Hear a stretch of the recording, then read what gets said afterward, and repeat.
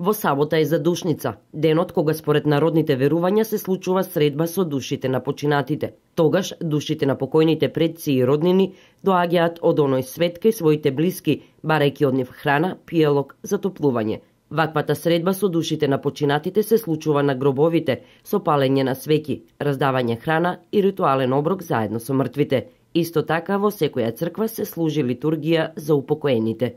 Многу пати сме кажале дека црковниот ден започнува со вечерната богослужба, така да спомнувањето на покојните се случува во петок навечер и во сабота од рано наутро сабајле. Се оди на гробишата, а може и во црквата да се направат молитвите, че се молиме за покојните, се раздава храна за покој на нивните души на сиромаси. Секоја задушница се случува пред поголем празник. Оваа задушница е пред прочка, која се одбележува во недела 13 март. Наредната недела е прочка, че денот на простувањето.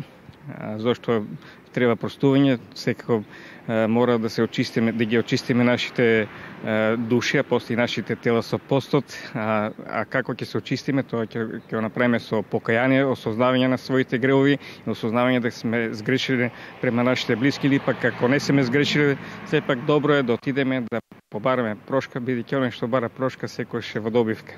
Прочка се слави порано од минатата година. Ова се должи на тоа што Великден е така наречен подвижен празник и се одбележува во различен ден. Најчесто од 4 април до 6 мај. Според православниот календар, годинава Великден се празнува на 1 мај.